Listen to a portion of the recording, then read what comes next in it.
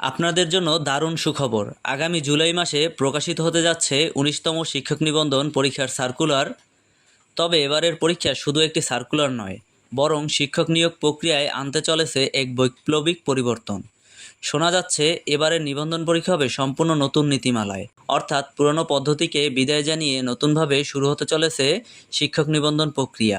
এতদিন ধরে শিক্ষক নিবন্ধন পরীক্ষাগুলোতে পাশ করলেই একটি সার্টিফিকেট পাওয়া যেত, কিন্তু তার মানেই চাকরি নিশ্চিত ছিল না।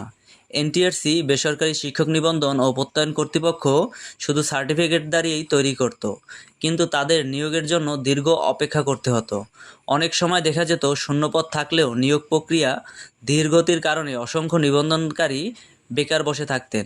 এই সমস্যা নিরসনে সরকার এবার কঠোর পদক্ষেপ নিয়েছেন। নতুন নীতিমালা অনুযায়ী ১৯তম নিবন্ধন পরীক্ষা থেকেই শূন্য পদের বিপরীতে নিয়োগ দেওয়া হবে। এর মানে হলো, আপনি যখন নিবন্ধন পরীক্ষায় পাশ করবেন তখন আপনার জন্য একটি পদ নির্ধারিত থাকবে, অর্থাৎ এনটিআরসিএ আর শুধু সার্টিফিকেট বিতরণ করবে না, বরং সরাসরি নিয়োগের পথ সুগম করবে। এটি বেকারত্বের হার কমাতে এবং যোগ্য শিক্ষকদের দ্রুত কর্মসংস্থানের সুযোগ করে দিতে একটি যুগান্তকারী পদক্ষেপ। বিশাল নিয়োগের হাতছানি। সারা দেশে বিভিন্ন স্কুল, কলেজ, মাদ্রাসায় প্রচুর শিক্ষকের পদ শূন্য রয়েছে।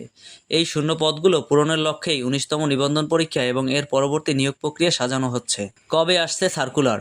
আপনারা যারা অধীর আগ্রহে ১৯তম নিবন্ধন সার্কুলারের অপেক্ষায় আছেন তাদের জন্য সুখবর। বিভিন্ন সূত্র থেকে প্রাপ্ত তথ্য অনুযায়ী আগামী মাসেই ১৯তম নিবন্ধন পরীক্ষার সার্কুলার প্রকাশিত হবে। তাই আর দেরি না করে এখনই প্রস্তুতি শুরু করে দিন। পুরনো পদ্ধতি বাদ দিয়ে নতুন নীতিমালার আলোকে প্রস্তুতি গ্রহণ করুন। সিলেবাস এবং পরীক্ষার ধরন সম্পর্কে বিস্তারিত জানতে সার্কুলার প্রকাশিত হওয়ার পর্যন্ত অপেক্ষা করতে হবে।